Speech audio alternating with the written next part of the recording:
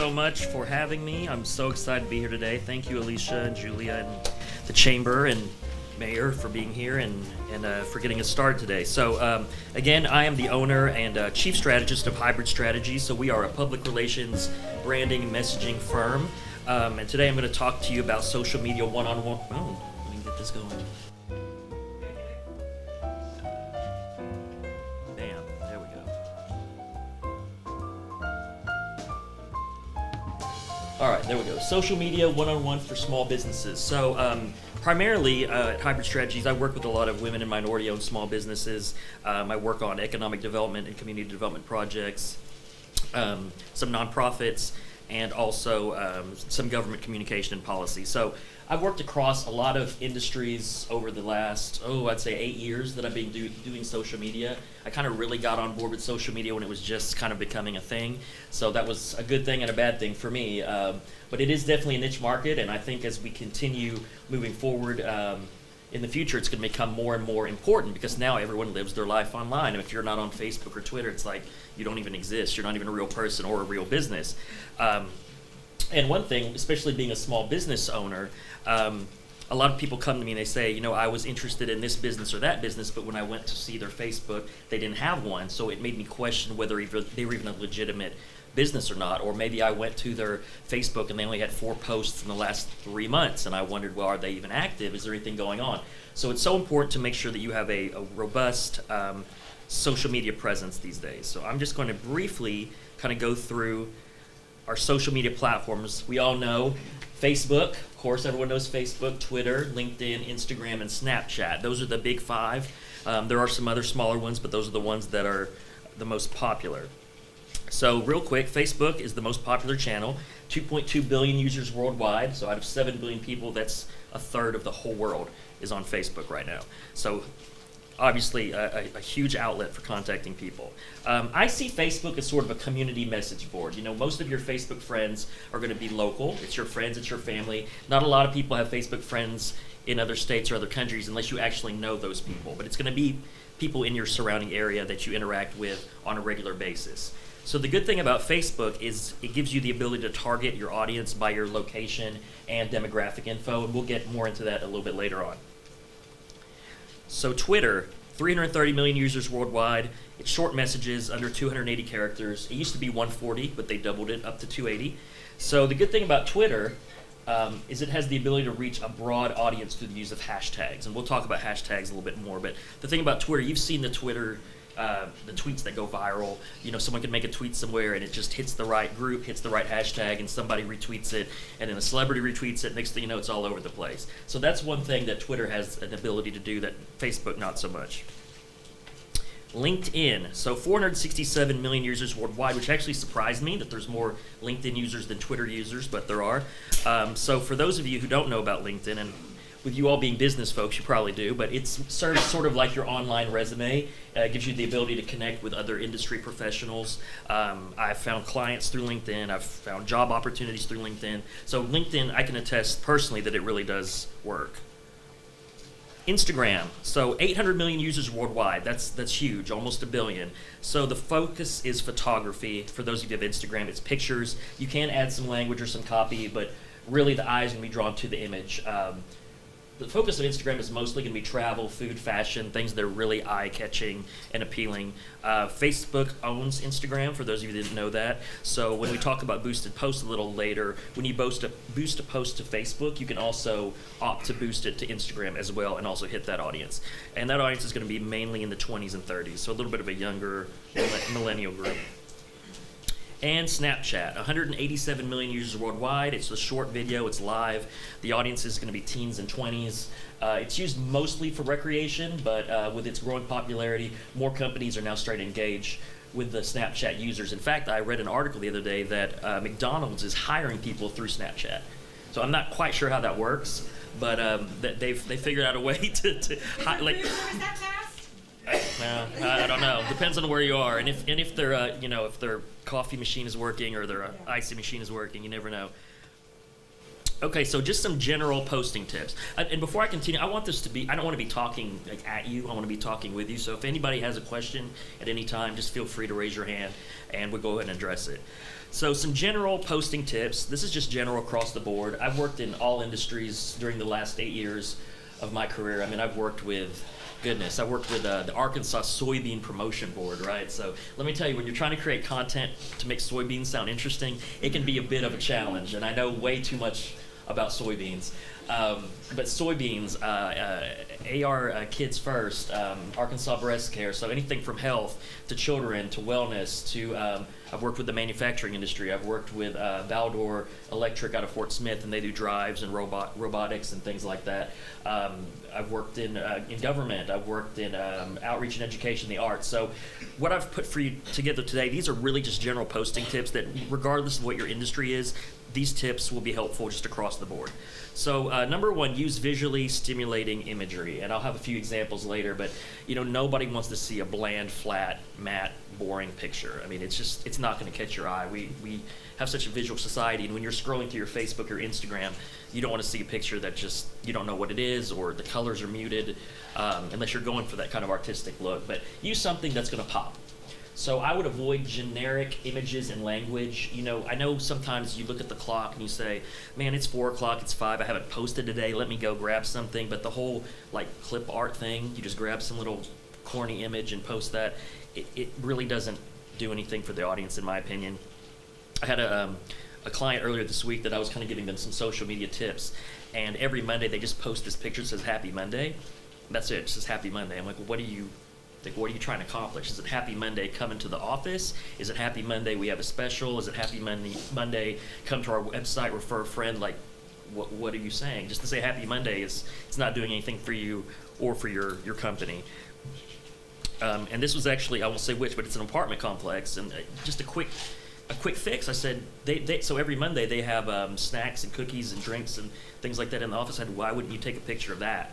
Happy Monday, come by the office, get some donuts, get some cookies, talk to us about move-in specials, refer a friend. To have a picture that's just a sun with a pair of sunglasses on that says Happy Monday, it's not doing anything for you. So avoid generic images and language. We're going to talk about cross-promotion and tagging. That's a really good way. You tag other local businesses, you tag different partners, and then hopefully they will share those posts and then really just help you get more traction organically. So have engaging content. We'll talk about what that is. Include a call to action, and then we'll kind of talk about the number of times and the best times to post.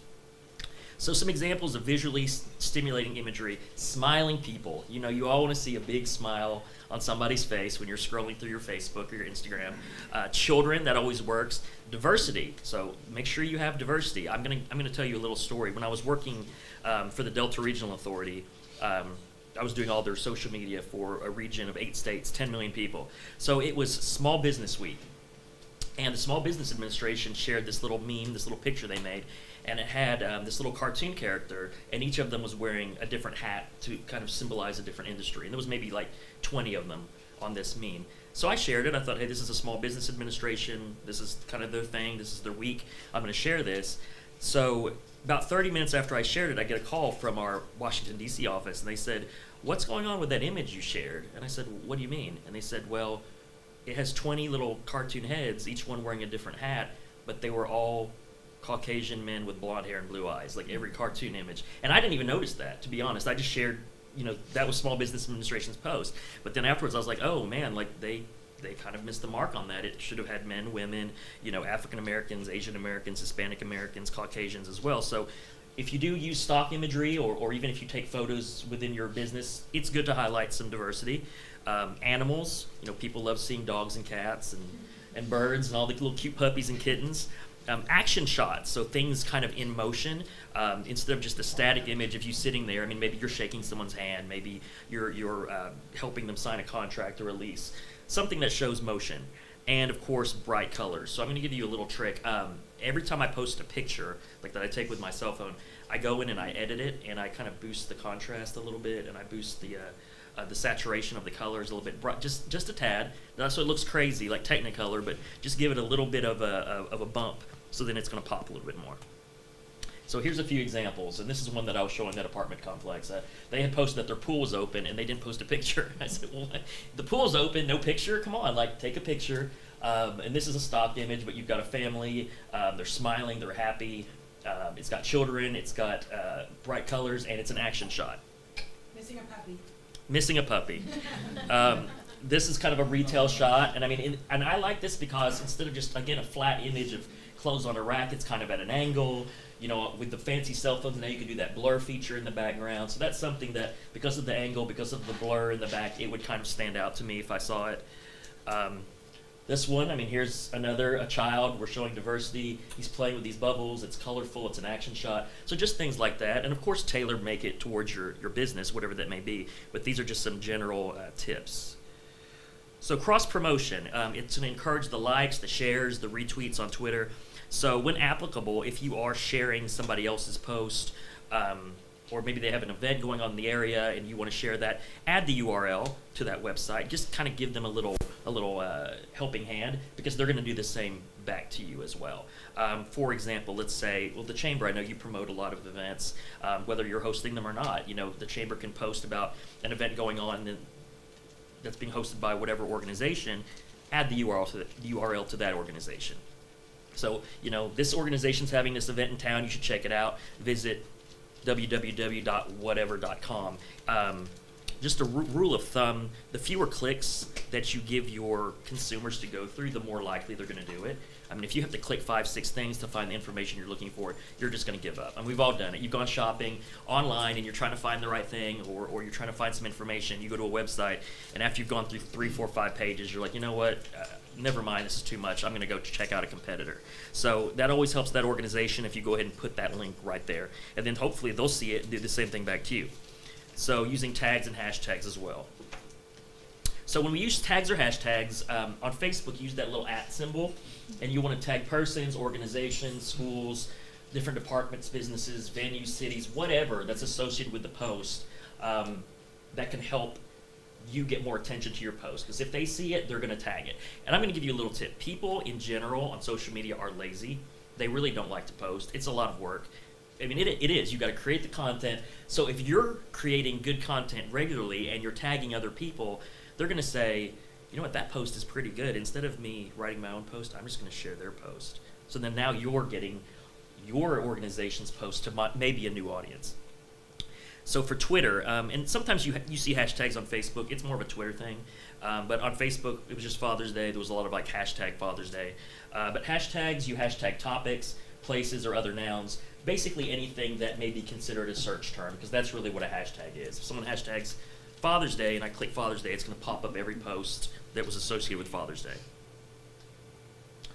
So from a sales point of view, I mean, if you're selling shoes, maybe you want to hashtag shoes so that if people click shoes, they're going to see that. So here's a sample Facebook post format. This is really generic, so obviously just take this with a grain of salt, but it was great to attend this event and then tag it. Well, like today, it's great to attend the Maumelle Area Chamber of Commerce quarterly business luncheon, you know, hosted by the Maumelle Area Chamber of Commerce.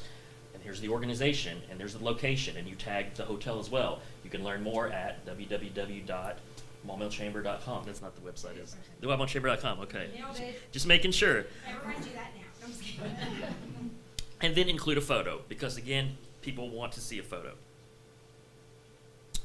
Sample Twitter format. We are attending hashtag event with speaker Joshua Price from organization Hybrid Strategies. Great conversation on hashtag social media. So Twitter, a lot of people don't use images. I highly, highly recommend you use an image. And this is why, because not only is it going to be eye-catching, more people are going to see it, but you can tag up to 10 Twitter handles in a photo. But when you're tagging it in the text, you're limited by the 280 characters. So that gives you an ability to tag even more people, because here you've got a couple people tagged already in the post. You add a picture, you can tag 10 more. So maybe if you were tweeting here today, you would tag me, you would tag the chamber in the actual post. But when you take the picture, you would tag a lot of maybe your partner businesses that are here in the same room today, and then they'll see it and they'll say, oh, that's cool, let me retweet that. All right, so engaging content. Keep your message short and simple if you can. You want to avoid using acronyms, slang, or any kind of industry jargon. I have a client I'm working with where a lot of our posts have to do with the DHS, so the Department of Human Services. So I was making posts and saying Arkansas DHS, and people would comment and say, I don't know what DHS is. Like, what is DHS? So don't assume that people know what these different acronyms stand for. When possible, try to avoid using them. Again, same with the slang and any kind of industry jargon. My sister is a doctor, so she's obviously in the medical field.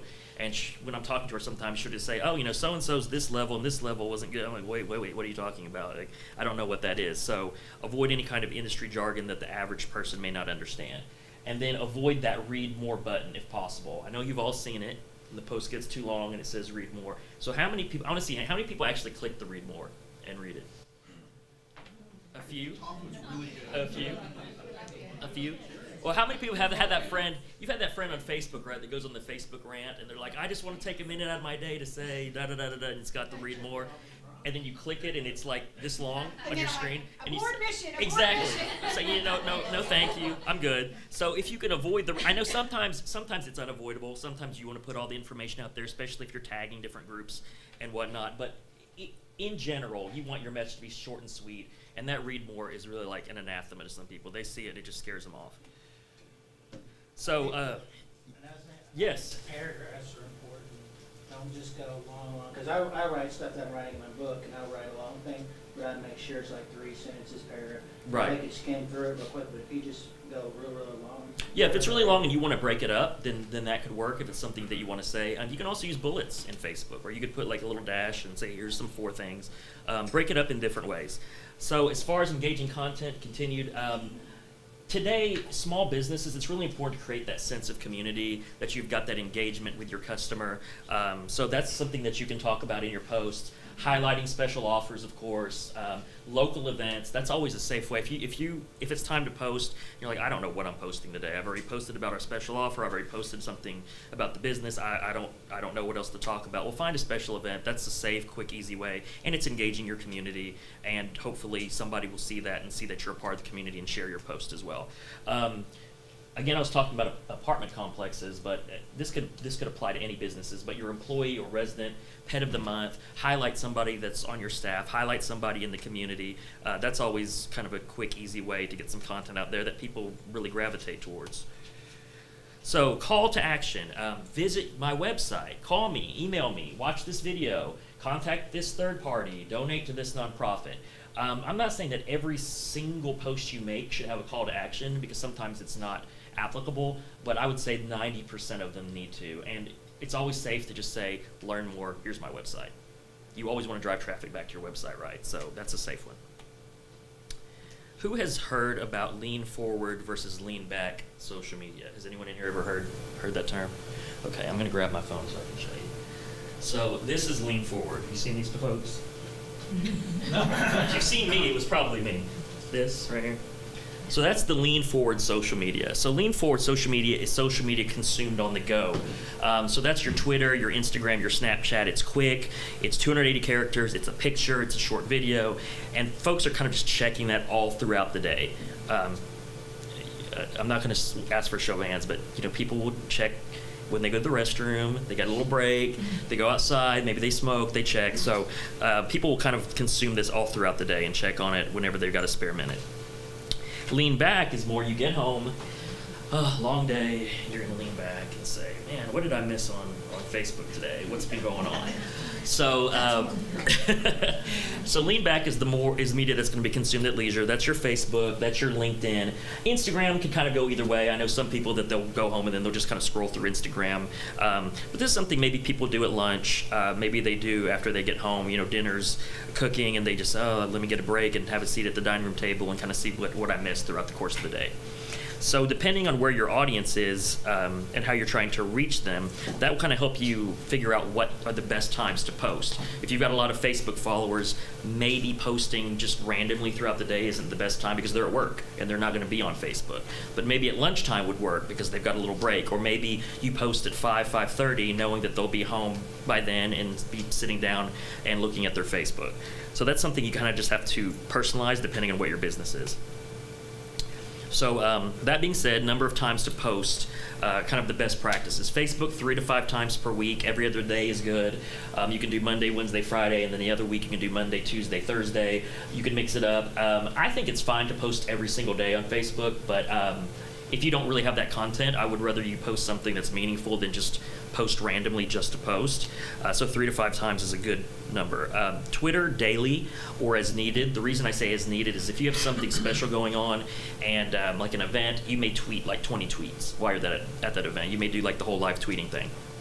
So that really just depends on what you have going on. Minimum daily, but more if needed. Instagram once to twice a day, I think is a good number. LinkedIn as needed, because LinkedIn, with it being your online resume, unless you really have something going on that applies to you professionally, there's not really a point to post on there. I mean, if you got a promotion at work, or you just finished a class and you got a certificate, or it's something that you want to publicize kind of to your professional friends, then you would post that, but you don't need to post every day. And then Snapchat, kind of like Twitter, daily as needed, just depending on what the point of the Snapchat is. So best times to post. Facebook, morning or evening. I mentioned around lunchtime. So basically not in that 9 to 5 when people are working. Maybe you post 7, 8 in the morning, or around lunchtime or in the early evening. Those are the best times for people to look. Twitter, lunchtime is really good because that's just a free time during the day, or really any, because again, that lean forward social media, they're going to be checking their Twitter all day. And then the same with Instagram, LinkedIn, and Snapchat. LinkedIn, because it's so sporadic, I don't think it really matters when you post, because people will catch up on that at their leisure. And Instagram and Snapchat, people are looking at that throughout the whole day. So we're going to talk about a few advanced topics: scheduling posts, boosting posts, and Facebook Live. How much time do I got? Am I doing all right? Okay, good deal. So for scheduling posts, how many in here have ever scheduled a post through Facebook? Most people have. All right, so it's built into the Facebook business page. It's super easy. When you make a post, you have the option post now, save as drafts, schedule for later. You can schedule the time and date. I've had clients where we would build out their whole content calendar for a month in advance. Like, we'd have every single post for a whole month, 3 days a week. Here it is. You look over it. Looks good. You go ahead and, with the pictures and everything, load them up and just kind of let her rip, which is a good thing, because if everybody were to die in a car wreck, those Facebook posts would still go out. And what's good about that as well is that you can still move those around. We can still move. Or vacation. Or vacation. But you can move those around too. So if you've got something scheduled and then you decide, I don't like that, I'm going to move it to later, you can move it around. You can change it to a later date, or you can save it as a draft. So that still gives you that ability to post kind of impromptu if something pops up, but then you've got that safety net that the post will continue to happen no matter what. Twitter does not have a built-in scheduling post function, so you'd have to use a third-party platform like TweetDeck. It's free. It's really easy. You just put in your Twitter password and it loads it right up, and you can do the same thing: schedule posts and tweets. So boosted posts. How many of y'all have ever boosted a Facebook post? Oh, a good portion. Good deal. So you know that you can target by location, either zip code or city, plus a certain radius. I think it's 5 is the minimum, up to 50. You can choose your age or gender that you're trying to reach, and different interests that they have. So one thing I would say about boosted posts that I like to do is do a mini boost. So maybe you boost it for 1 to 3 days, put just a little bit of money behind it, $10, $20, and then after you get the results from that, see kind of who was taking the bait, I guess you would say. It's almost like you're casting this little net and seeing which fish you catch, and then after that you can specifically target those fish with that specific bait. So if you do that little mini boost and you notice that women aged 39 through 49 are the ones with a certain interest, are the ones that seem to be clicking the most, maybe you have another boost that targets specifically that group. And then maybe you could tweak your message for that group. So then you could have maybe multiple boosted posts targeting the different groups that you identified with that initial post that kind of established that baseline. So when you boost a post, you can set your budget by a daily amount or a total amount, or a number of people reached or number of clicks. I would avoid the last one because that can get really out of hand really quickly. I know you can monitor it throughout the length of the post, the boosted post, but if you said, I want to make sure I reach 10,000 people, and it turns out that it's costing like $1 per click, well, all of a sudden your bill is going to come in, it's going to be $10,000. So unless you're monitoring that, you're going to say, wait a minute, you're going to be shocked at the end of the month. So I think it's better to set the budget by the total amount. I think that's the easiest way. You're $50 over the course of a week, and just kind of see how that goes. And then daily amount, you got to be careful, because I've had some clients in the past that they thought they were setting the total amount, and they were really setting the daily amount. So their total budget was $100, but they had it running $100 a day. So that that got out of hand very quickly. All right, briefly, we're going to talk about crisis PR and responding to complaints. Because, of course, as a business page, people can rate your business, and you got these angry people out there that'll give you a 1 star, and there's really nothing you can do about it because you can't delete it, and it's there for the world to see. So when somebody does that, just remember that the customer is always right, even when you may think they're wrong. And one thing I should have added here, but always respond to those comments. Don't just let them sit there. Don't just let them sit there. Always respond to them, even however ludicrous you think they are. Go ahead and apologize. I'm sorry, Mr. Smith. I'm so sorry that you feel that way about my business, or I'm so sorry that happened to you. What can I do to diffuse the situation? What can I do to rectify the situation? Can I give you a refund? Can I give you a free coupon? Can I do something? Can you please come in? Because then if they don't respond well to that, and they don't change their rating, and they don't accept your apology, people will still see that you tried and that they didn't respond. I shop on Amazon quite a bit, and sometimes I'll see something that has like 4.5 stars overall rating, but then there'll be a few ones. Like, well, what's going on with that? So I don't know about y'all, but I always go and look at that. Mm-hmm. And sometimes it's a lot of times it's like a user error. You know what I mean? So I'll read that, and because I was able to see what they were saying, it didn't deter me from purchasing the product. Or if I see the seller respond and say, like I saw one where somebody ordered a bookshelf, and they said, well, I ordered this bookshelf, I got black instead of brown. It was a great bookshelf, but I got the wrong color, 1 star. Okay, well, I mean, that could have been user error. They may have accidentally clicked the brown one instead of the black one. I don't know. But then the seller responded and said, I'm happy to replace your order. Like, I'm happy to replace your order. Just send it back and I'll replace it to you. I'll pay for the shipping. Like, here's a link. And I said, okay, well, they're trying to rectify the situation. So it didn't deter me from purchasing that product. But if you just leave their post alone and you don't respond to it, it's going to make other customers think that they were right. Yes, sir. So you recommend solving the problem online instead of maybe them inbox, say, hey, inbox me and let's talk? You can say it, depending on what the situation is. Yes, you can, but at least address it. Yeah. You can say, you can apologize publicly and then say, I want to rectify the situation. Please inbox me, or I'll inbox you, and then we can correct the problem. Because you don't want to put all their business out there, just depending on what it is. But I think the public apology is good, and then just showing that you're willing to extend that olive branch and rectify the situation.